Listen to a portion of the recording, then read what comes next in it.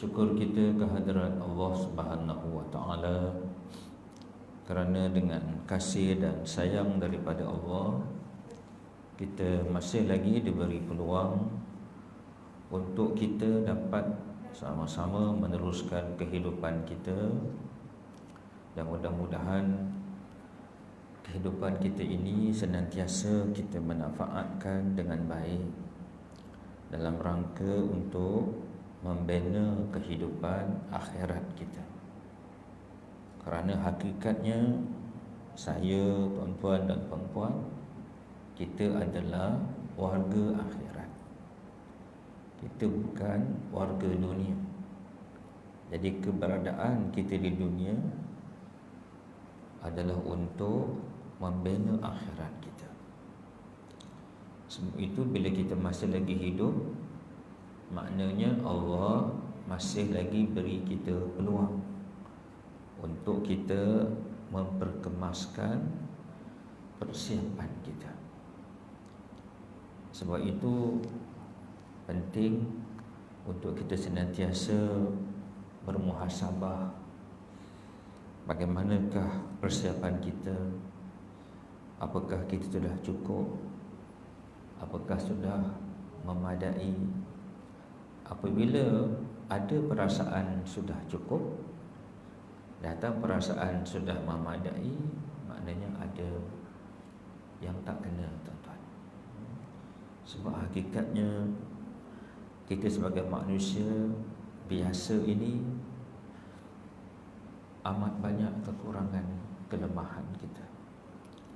Sedangkan Nabi kita Muhammad sallallahu alaihi wasallam sendiri, walaupun dia maksum, walaupun dia tidak ada dosa, setiap hari Nabi beristighfar, memohon keampunan daripada Allah tak kurang 100 kali satu hari satu malam. Dan setiap kali Nabi memohon istighfar, memohon keampunan, basah janggut Nabi dengan air mata. Siapalah kita, tuan-tuan ya? Jadi sebab itu bila datang perasaan kita dah cukup, kita dah hebat, kita dah bagus, jangan tertipu.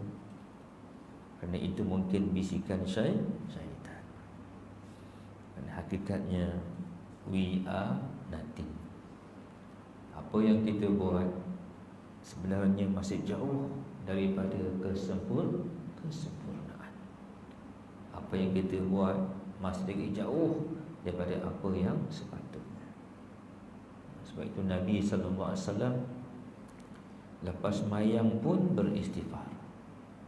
Lepas salat, lepas baru buat amal kebaikan, bukan buat dosa, Nabi beristighfar selepas salam. Tuan-tuan, so siapalah kita? Kalau Nabi yang maksum lepas salat pun masih beristighfar, lepas salat pun masih mohon keampunan daripada Allah, maka apatah lagi kita, tuan-tuan. Kenapa? Kerana ditakuti walaupun kita buat amal yang baik, kita buat amal yang betul, amal yang soleh, tetapi di sana ada perkara-perkara yang menyebabkan Allah murka pada kita. Mungkin kita buat amal tu tak ikhlas, kita buat amal tu dengan tujuan untuk menunjuk-nunjuk, kita buat amal tu dengan riya, dengan ujub, dengan sum'ah, kan? Itu Nabi ajar kita, Nabi didik kita, tuan-tuan, senantiasa menafikan kepandaian kita, kebolehan kita, kebagusan kita. Dengan cara itu saja insya-Allah kita mampu untuk terus moving forward, bergerak maju ke hadapan dalam taat.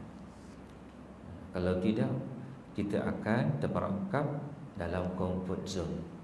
Kita akan stuck pada satu stage yang kita tak akan moving forward dalam membina kesalehan dan ketakwaan. Kerja ke sensitivity kita untuk itu akan menjadi berkurangan. Dan ini sangat bahaya. Sebab itulah kita belajar tasawuf ini, tuan-tuan ya.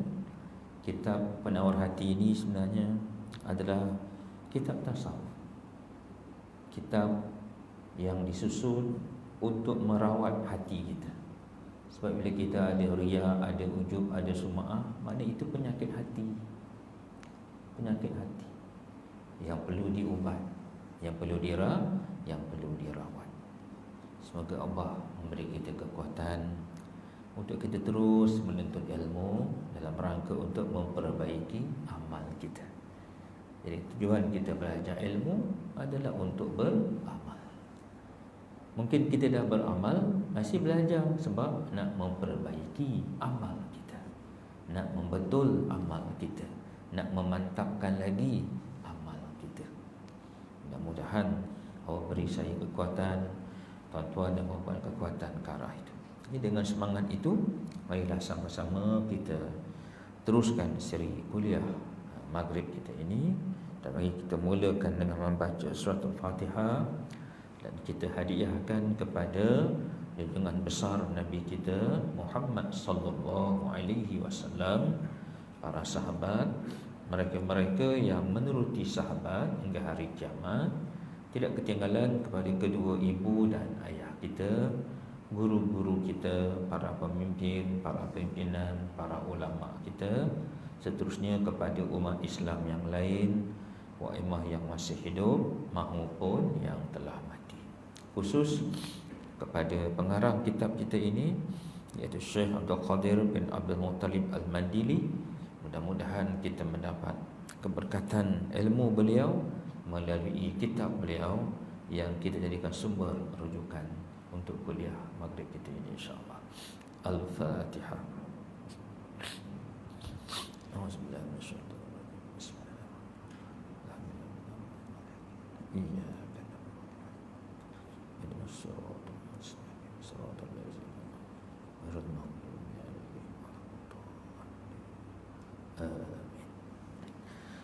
Baik, tuan-tuan, kita mulakan pengajian kitab kita ini pada hari ini, insya-Allah. Pada pertemuan yang lalu kita mukadimah, bicara dalam bentuk kuliah umum saja. Dan yang berkitab, cuba lihat kita berhenti di mana sebelum kita bercuti panjang. Saya punya kelepet ni, penanda saya ni masih lagi pada menceritakan atau membahaskan tentang mata, tapi di bahagian hujung dah. Betul tak? Muka surat 14 kalau yang itu. Betul? 23? 23, masya-Allah. Terima kasih puan. Saya baca kitab ni di dua tempat. Maknanya bab barulah, lidah. Alhamdulillah. Ya? Oh, sebelah dia pula. Sebelah. Masya-Allah. Baik. Kita masuk pada bab yang ketiga, ya. Jadi kita ulang sedikit apa yang kita bincang pada pertemuan kita yang lalu. Bab 3, yakni lidah, ya. Wahai manusia, ketahuilah. Saya baca yang teks Rumi, bagi yang ini, ya. Saya baca teks Rumi.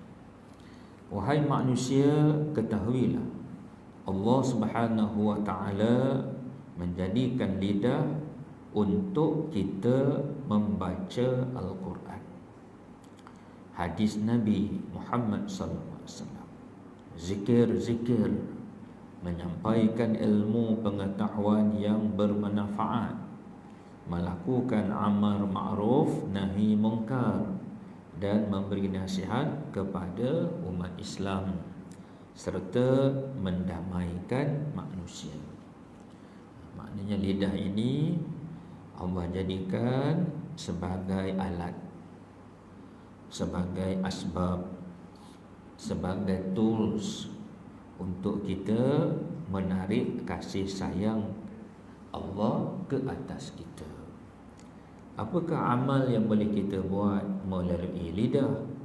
So, antaranya, kata pengarang, baca Quran, membaca hadis Nabi, gunakan lidah untuk kita berzikir, menyampaikan ilmu, Kita belajar ni tuan-tuan, sampaikan pula pada orang lain, pada anak-anak kita, pada isteri kita, adik-beradik kita, kan? Sampaikan, kongsi-kongsikan, ya. Melakukan amar ma'ruf nahi mungkar. Melihat kemungkaran yang berlaku, kadang dekat pejabat kita nampak kawan kita curi tulang, claim mileage tak betul, overtime tak betul, itu kemungkaran. Maka tegurlah, lakukanlah amar ma'ruf nahi mungkar dengan kasih sayang, bukan dengan tenting, herdik, maki, hamun, sumpah serana, ya. Memberi nasihat kepada umat Islam serta mendamaikan manusia. Gunakan lidah untuk mendamaikan, bukan menggunakan lidah kita untuk menjadikan porak-poranda, bercerai-berai, berpecah belah, kan? Hari ni kita lihat dalam konteks negara kita ni, alhamdulillah, ya, kita lihat sudah mula titik-titik perdamaian itu mula diwujudkan dalam negara kita ni, masya-Allah, ya. Dua parti yang besar sebelum ni yang kita mungkin tak nampak lah, boleh berdamai, boleh duduk semeja, kan? Masya-Allah. So bila mereka boleh duduk semeja ni, kita syukur, tuan-tuan. Kalau tidak, dia kafirkan dia tolak dia kritik dia fitnah dia, kan? Sampai tahap kafir mengkafirkan. Allahu Akbar. Dan ini satu petanda yang baik, dan kita perlu mendoakan supaya ianya pada landasan yang betul, kan? Dan kita perlu jadi asbab untuk berlakunya perdamaian, persatuan antara kita. Lidah adalah satu nikmat yang dicipta oleh Allah untuk dijadikan kebaikan di dunia supaya mencapai keberkatan di akhirat, seperti menyempurnakan akad jual beli dan akad sewa. Oleh itu kita perlu bersyukur di atas nikmat-nikmat ini dengan memeliharanya daripada segala perkara yang tidak baik. Contohnya bercakap ni perkara yang dilarang, seperti berdusta sehingga menyakiti perasaan orang lain. Perbuatan ini adalah dosa besar. Walau bagaimanapun sekiranya lidah terpaksa berdusta, maka memelihara perasaan orang lain ia hanya dosa kecil. Tetapi sekiranya berdusta disebabkan keperluan yang mulia, maka ia tidak dikira dosa. Jadi begitu juga lidah ini kita perlu, kalau tadi kita gunakan untuk membuat kebaikan, dan pada perenggan yang bawah ini kita kena gunakan lidah untuk menjadi asbab kepada perkara-perkara yang betul, perkara-perkara yang baik, seperti akad dalam berjual beli, tuan-tuan, ya. Saya pernah di Pasar Bangi, saya keluar, dia berjual di luar Pasar Bangi tu, dia jual ubi kayu, ubi keledek, keladi. Saya nak beli ubi kayu. Saya tanya berapa harga. Dia kata ubi kayu ni dia dah lama. Kalau tuan nak buat kuih, okey. Tapi kalau nak rebus, dia tak sesuai. Tuan nak rebus ke nak buat kuih? Saya nak rebus. Tak sesuai nak rebus. Kalau nak buat kuih, okey. Jadi saya tak jadi beli. Bila saya dalam jalanan tu, tuan-tuan, saya sedih, saya subak, saya rasa Masya Allah, masih ada lagi peniaga-peniaga kita yang hebat imannya, yang bagus akhlaknya. Masih ada peniaga-peniaga yang rindu untuk kembali kepada syurga, takut nak masuk neraka. Dia berhati, dia cakap yang benar. Masya Allah. Jadi ini, tuan-tuan, gunakan lidah untuk dalam kita bermuamalah, dalam kita berurusan bersosial, gunakan lidah ke arah kebaikan, ya? Bercakap perkara yang baik, yang betul, dan jauhkan daripada yang tidak baik. Contoh bercakap di perkara yang dilarang, seperti berdusta sehingga boleh menyakiti perasaan orang lain, ya? Walaupun begitu, kita boleh berdusta, tetapi sekiranya ada keperluan yang mendesak, keperluan yang tertentu, kita diharuskanlah, dibolehkan. Baik, kita tinggalkan ini, setelah bincang pada pertemuan kita yang lalu. So kita masuk pada pertemuan kita hari ini, kita sambung muka surat 24. Baik, tuan-tuan. Seperti berdusta dan mendamaikan antara manusia, kerana saya menjelaskan, kita lihat sikit apa dia punya bahasanya. Tetapi sekiranya berdusta disebabkan keperluan yang mulia, maka ia tidak dikira dosa. Seperti berdusta bagi mendamaikan antara manusia. Kita terpaksa bercakap yang tidak benar atau maksud untuk mendamaikan. Sebagai contoh, kita lihat dua orang pengerusi masjid dengan imam masjid tak ngam, kan? Tak ngam, ada masalah. Jadi kita perlu mendamaikan, walaupun mungkin kita cakap yang tidak betul. Contoh, mam, pengurusi fikir salam kat awak, dia minta maaf lah, itu tidak, sebenarnya dia tak bermaksud nak cakap macam tu, tapi itulah dia. Wahal Ustaz cakap pun, jumpa pengurusi pula, Tuan Nazir, imam minta maaf. Dia pun sebenarnya, yalah, bila Tuhan tegur itu dia pun masa tu tengah penat, jadi dia terus melenting. Itu yang jadi apa yang berlaku hari itulah. So dia minta maaf, mendamai. Walaupun imam tak cakap pun, macam mana dua orang ni bila jumpa Tuhan, kan lain. Tapi kalau kita jadi macam api kan, tambah minyak lagi. Nazir, imam semalam tu tak apa dia cakap. Dia kata, Pak, kalau ada orang ramai gitu, kalau tak ada memang apa perasaan pengurusi ni? Baik. Jumpa pula imam, mam, Nazir, mam, tuan-tuan, ini tak boleh lah. Tetapi tuan-tuan, bila benda tu kita nak baikkan, boleh, diharuskan. Diharuskan untuk kita bercakap yang walaupun dia tidak betul lah, atau maksud untuk mendamaikan. Kerana Rasul menjelaskan, laisa bil kazzabi ma yuslihu bainan nas. Tidak dikira berbohong bagi mereka yang mendamaikan antara manusia. Jadi kalau tujuan kita untuk mendamaikan, kata Nabi, ia tidak dikira berbohong. Jadi innamal a'malu bil niat lah. Apa yang kita buat, amal kita ni ditilik apakah tujuan kita, ya? Jadi boleh diharuskan untuk itu. Tambahan pula, cuba kita tengok nota kaki sikit. Bagi kitab ni ada nota kaki kan.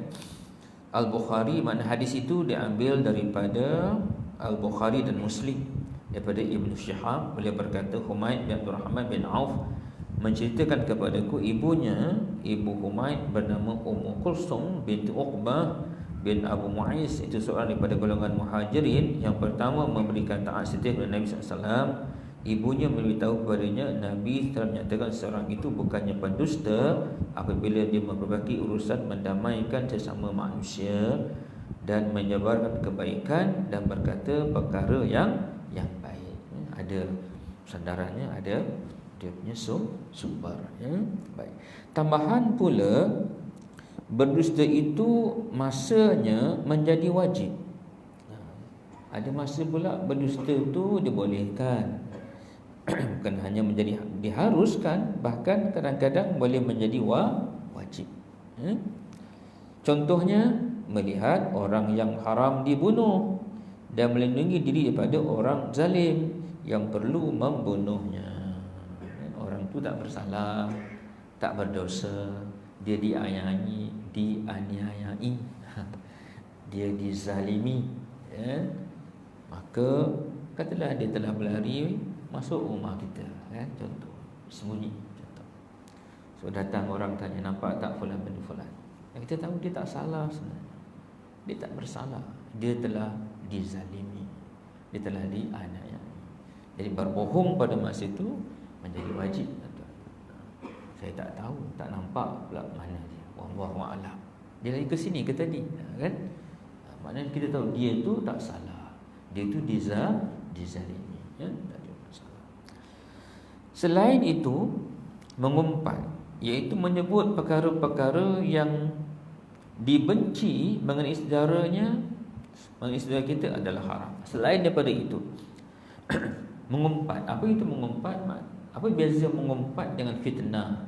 Kalau fitnah ni benda yang tak betul kita cakap kan. Tapi kalau mengumpat ni benda tu betul. Tetapi kalau orang yang dengar tak suka, benda tu betul, tapi kita menceritakan di belakang orang itu. Dan kalau orang itu tahu, dia tak suka kan, maka itu adalah mengumpat. So mengumpat iaitu menyebut perkara yang dibenci mengenai saudara kita adalah haram. Apa tadi perkara itu? Perkara yang memang dia benci, dia tak suka dengar. Kita sengaja cerita benda itu, maka dia jadi haram lah tuan-tuan. Sebab itu ni kadang-kadang dosa lidah ni tuan-tuan. Pentinglah kita jaga lidah kita. Kata Nabi SAW, ada dua benda, ada dua perkara yang menjadi asbab ramainya manusia dicampakkan dalam neraka, tuan. Dua benda. Pertama, kata Nabi, yang terletak antara dua bibir. Itulah lidah. Itulah lidah. Dan yang kedua, yang terletak antara peha, iaitu kemaluan. Zina, pergaulan bebas yang akhirnya membawa kepada zina, masalah gay, masalah lesbian, masalah liwat, sumbang mahram. Ini semua masalah apa? Masalah kemaluan. Jadi dua benda ni menjadi asbab, kata Nabi, ramai manusia dicampak nanti dalam neraka. Na'udzubillah. Jadi yang pertama tadi, yang terletak antara dua bibir, itu lidah. Jadi kita kena berhati-hati. Selain daripada usaha itu, mengumpat menyebabkan jadi benci saudara adalah haram. Ia adalah pendapat ijma' ulama. Maksud ijma' maknanya kesemua ataupun kebanyakan ulama berpendapat demikian. Bahkan mereka mengatakan mengumpat adalah dosa besar. So jangan kita ambil ringanlah tuan-tuan tentang ini. Kadang kita ni macam dah jadi budaya, jadi habit. Kadang-kadang pandai pula tu kita cakap berlapik. Ini bukan mengumpat ni, ini mengenangkan hal. Mengumpat dah tu. Kan kita cakap seolah-olah benda tu jadi boleh lah. Jadi kita kena berhati-hati. Sebab itu tuan-tuan, ada satu kitab yang saya baca, dalam kitab Al-Arba'in fil Usuluddin. Kalau ada rezeki habis kitab ni, kita boleh baca kitab tu insya-Allah. Di mana diceritakan Abu Bakar, dia senantiasa di mulutnya tuan-tuan ada sebiji batu. Satu batu. Dan dia akan, maknanya dia hanya bercakap benda yang perlu. Benda yang bila perlu bercakap, baru dia keluarkan batu tu. Ini maknanya satu cara dia lakukan untuk jaga lidah dia. Sebelum cakap dia fikir dulu, perlu ke tak perlu kan? Sesuai ke tak sesuai? Okey ke tak okey? Kalau perlu cakap, baru dia keluarkan batu tu, baru dia bercakap. Allahu Akbar. Ini tentang orang yang muharram, orang yang soleh begitu berhati-hati menjaga lidah. Sebab itu dosa ni tuan-tuan, kita ni kadang-kadang memandang ringan. Sebab itu bila dapat pula ada dosa besar, dosa kecil, kan? Jadi dosa kecil share, bukan dosa besar. Sebenarnya tuan-tuan, dosa ni berkaitan dengan Tuhan kan? Siapa yang meletakkan hukum itu? Perbuatan tu dosa, kan ke Allah. Jadi sesuatu yang ada hubung kait dengan Allah, kita tak boleh main-main. Kalau benda itu berkait dengan Allah, maka kita tak boleh memandang enteng, memandang mudah. Contoh tuan-tuan, Sultan Selangor datang ke surau kita. Dia duduk dekat depan. Kita pergi dekat dia, salam, kita tarik telinga dia. Tuan-tuan, menarik telinga sultan dengan menarik telinga sahabat kita dalam masjid yang sama, dalam surau yang sama, menarik kita salam, tarik telinga kawan kita, tak ada masalah kan. Tapi menarik telinga sultan jadi isu besar tuan. Sebab dia sultan. Jadi maknanya bila dosa ni dia sebenarnya berkaitan dengan Allah. Siapa yang letakkan hukum dosa tu? Bukan Allah. Jadi kita tidak boleh memandang ringan, tidak boleh mudahkan. Ya. Kadang-kadang cara kita bercakap, relax lah bro, bukan selalu pun, sesekali je. Jadi benda tu macam kita meringan-ringankan. Dia tak. Dan kita kena bawa rasa takut dan harap, tuan-tuan ya. Sebab dosa dengan manusia ni, dosa dengan Allah mudah. Kita istighfar, minta ampun sungguh-sungguh, insya-Allah Allah ampun. Tapi dengan manusia, apalah dia kata, tuan-tuan, sampai mati aku takkan maafkan dia. Oh, jumpa dia akhirat. Allah Akbar. Tuan, dosa dengan manusia ni, masya-Allah ya. Sebab tu kalau kita ada perkara-perkara yang sedemikian, tolong settlekan sebelum kita mati. Tuan ya, jumpalah. Kalau hutang settlekan. Kalau ada cakap kita yang apa ke, kita memfitnah dia ke apa ke, pernah kita masa dulu kan, kita cubalah lihat bagaimana untuk kita selesaikan. Kalau boleh, kalau kita takut timbul masalah besar pula yang lebih parah lagi, itu kita timbang tara baliklah.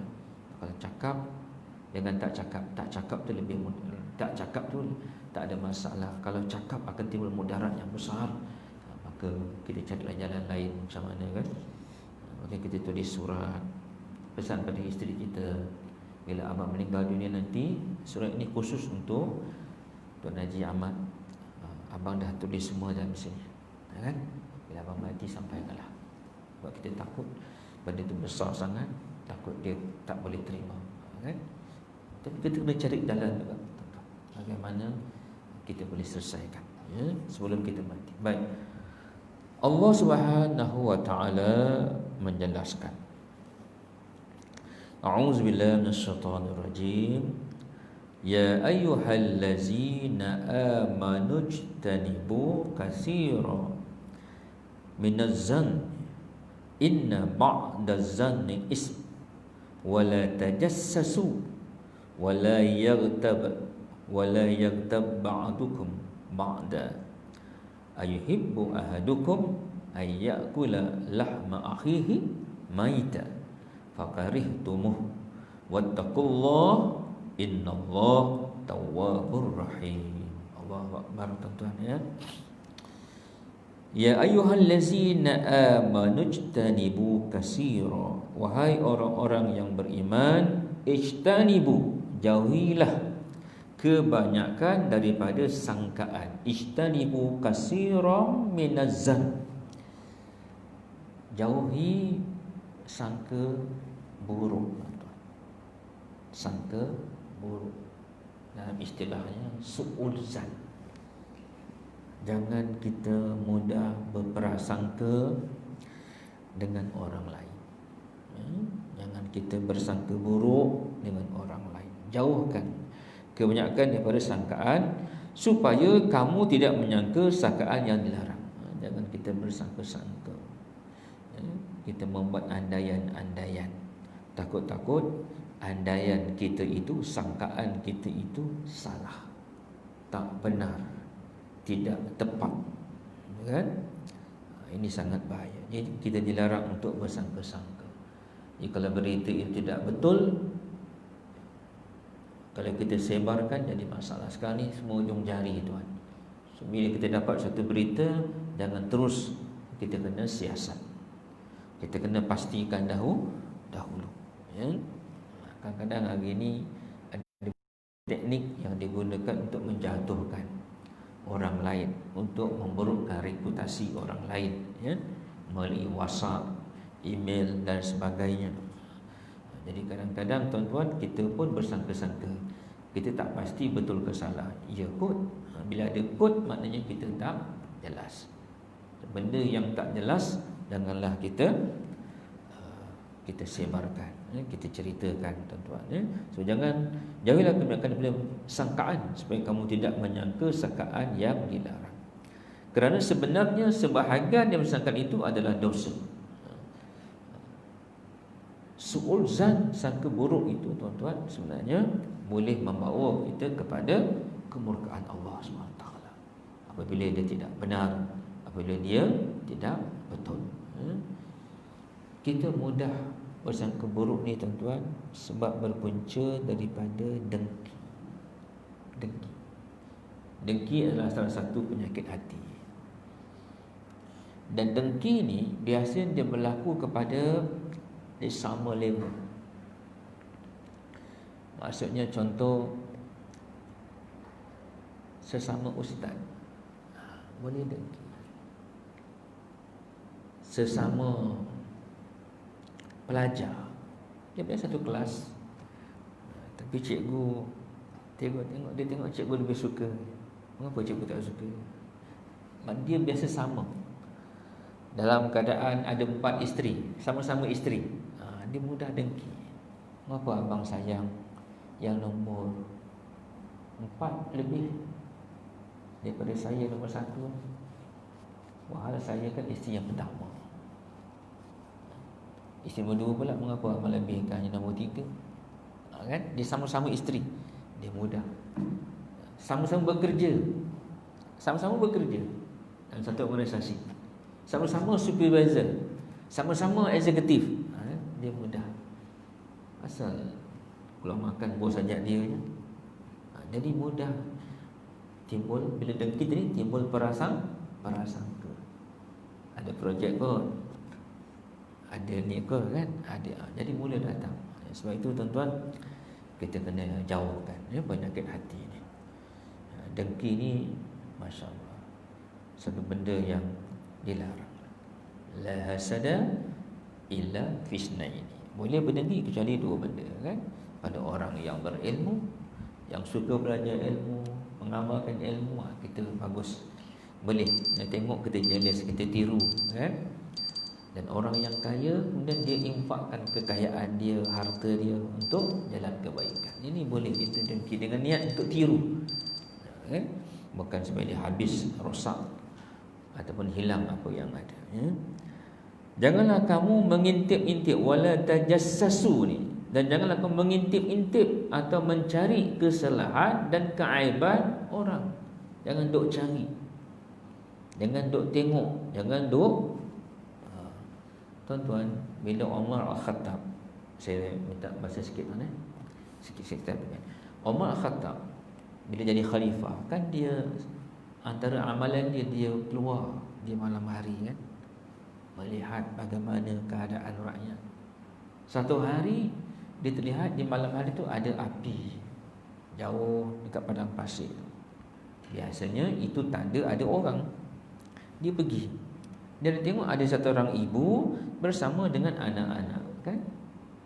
Dan si ibu, anak-anak sedang menangis kelaparan. Si ibu sedang memasak sesuatu kan, ada api tungku, mungkin ada periuk gitu kan. Jadi Umar datang, mengapa ni? Anak-anak saya lapar. Ni apa dalam ni? Tak ada apa-apa, batu je. So apa kamu buat ni? Tak ada apa. Jadi saya buat macam ni, anak-anak ingat ada makanan. Selama-lama harap-harap dia tidur lah. Tuan-tuan, Umar balik kan, ambil makanan. Dia katakan masa tu Umar angkat sendiri. Pembantunya Aslam nak bantu, Umar tak kasih. Ini urusan saya yang akan bertanggungjawab hal ini sampai akhirat. Umar sendiri yang angkat. Sampai sini Umar masak. Tuan-tuan, Umar suapkan makanan pada anak-anak. Tuan-tuan, sampai sekarang kita tak tahu siapa nama wanita ni. Sampai sekarang kita tak tahu siapa suami dia, mana pergi suami dia, mana bapa dia, mana mak dia, siapa mak dia, siapa adik-beradik dia. Tak ada cerita. Dalam Islam, kita disuruh untuk mencari masalah, untuk dibantu. Bukan mencari masalah kemudian dikoyak rabakkan masalah tu, dicerai-beraikan masalah tu, dijejerkan masalah tu. Hari ni tuan-tuan, masalah dibuka siapa nama, siapa yang buat, berkait-kait. Ini dipanggil problem focus.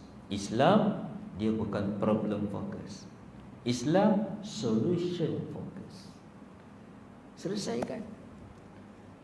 Ada masalah, selesai. Bukan tujuan nak jejerkan. So mencari masalah bukan ada maksud tajassusuni. Bukan nak cari aib untuk disebarkan, bukan. Tapi mencari masalah untuk dibantu, untuk ditutup, untuk diselesaikan. Allahu Akbar. Cantik. Cantik tuan Islam ni. Kalau kita dapat amalkan dengan baik, adalah baik. Jangan kamu mengintip ataupun mencari selain dan keaiban orang. Dan janganlah setengah kamu mengumpat setengah yang lain. Adakah seseorang daripada kamu suka memakan daging saudaranya yang sudah mati? Mengumpat ni Allah buat bandingan macam makan saudara kita, makan daging saudara kita yang sudah mati. Sanggupkah? Tentu kita tak sanggup. So jangan buat. Sekiranya demikian keadaan mengumpat, sudah tentu kamu jijik kepadanya. Oleh itu patuhilah larangan-larangan itu dan bertakwalah kamu kepada Allah. Sebenarnya Allah penerima taubat lagi Maha mengasihani. Jadi kita dituntut, jauhilah perkara itu. Kita tuntut jijik untuk melakukannya, maka janganlah kita melakukannya. Allahu Akbar. Al-Baqi At-Tabrani. Ini kita sambung pada pertemuan yang akan datang insya-Allah, tuan-tuan. Saya minta maaf kalau ada salah silap terkasar bahasa. Semoga kita jumpa lagi insya-Allah. Kalau tak sempat jumpa di dunia, mudah-mudahan kita jumpa di syurga. Kalau ada satu dua soalan kita raikan, tuan-tuan. Ya, tuan.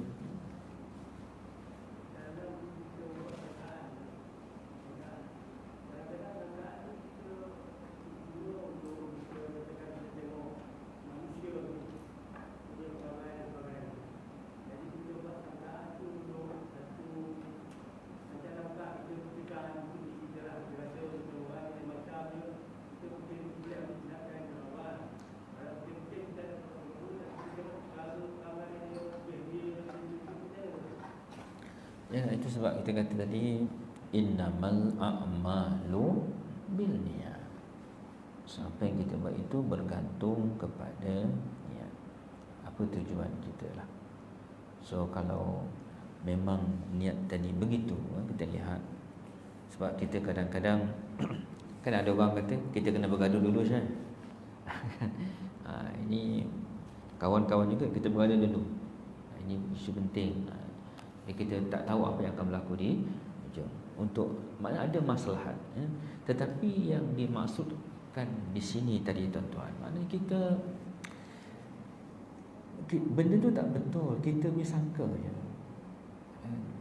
Contoh adik kita selalu balik kampung, so kita tu nak adalah tu, dia nak bolot lah tu harta mak lah tu, nak bolot harta ayah lah tu. Besok ayah sudah bila meninggal dunia, besok mungkin ayah wasiat kat dia, ayah hibah kat dia ke apa.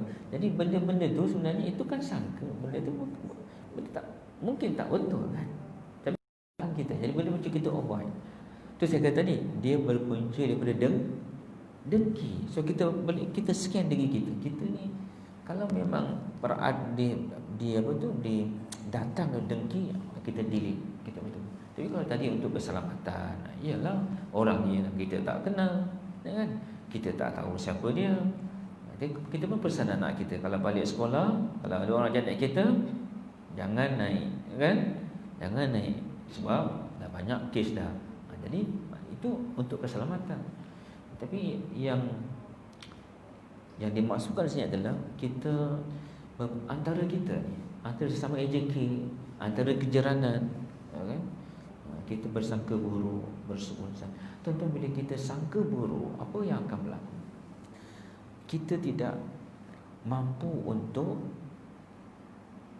bercakap lemah lembut dengan dia. kita tak mampu untuk melakukan kebaikan ke atas dia. Tak mampu sebab kita dah ada satu minda, kita dah set dah. Dia akan timbul kebencian, dia akan timbul rasa tak puas hati, akan timbul rasa tak seronok kan? Kalau jumpa pun tak mesra. Jadi ini akhirnya akan beri kesan yang tidak baik. Asalnya hanya prasangka, benda itu tak tepat, mungkin tak betul kan? Jadi yang itu. Tapi kalau untuk keselamatan atau maksud kemaslahatan, tidak ada masalah kan? Ada yang lain ke? Tak ada ya? Lain macam. Okey tuan, cukup setakat itu. SOP kita pun sebenarnya sampai azan ya, sampai isyak kita. Tak boleh kita terlebih sikit, tak ada masalah kan. Auzubillahi minasyaitanirrajim. Bismillahirrahmanirrahim. Alhamdulillahirabbil alamin. Wassalatu wassalamu ala asyrafil anbiya'i wal mursalin wa ala alihi wa ashabihi ajma'in. Allahumma aghnina bil ilmi, ya Allah, kayakanlah kami dengan ilmu.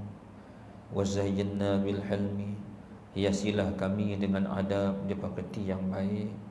Wa akrimna bit taqwa, muliakanlah kami dengan takwa. Wa jamilna bil afiyah, cantikkanlah kami dengan kesihatan yang baik. Rabbana innana amanna, ya Allah, kami telah beriman kepadamu ya Allah. Faghfir lana zunubana, mohon apalah kiranya engkau sudi mengampuni seluruh dosa-dosa kami. Allahumma ighfir lana, ya Allah, ampunilah kami. Wali abaina, dosa ayah kami. Wali ummahatina, dosa ibu kami. Wali muslimin wal muslimat, dan dosa seluruh umat Islam yang lain. Rabbana atina fid dunya hasanah, ya Allah, kurniakanlah kepada kami kehidupan yang baik di dunia ini, kehidupan yang dengannya kami bertambah dekat denganmu, bukan bertambah jauh daripadamu. Wa fil akhirati hasanah, dan kehidupan yang baik di akhirat nanti. Wa qina azaban nar, dan jauhilah kami daripada azab api neraka-Mu yang pedih itu. Rabbana taqabbal minna du'aana, innaka antas samiul alim. Walhamdulillahi rabbil alamin. Sekian, wabillahi taufiq wal hidayah. Assalamualaikum warahmatullahi taala wabarakatuh. Ditutup dengan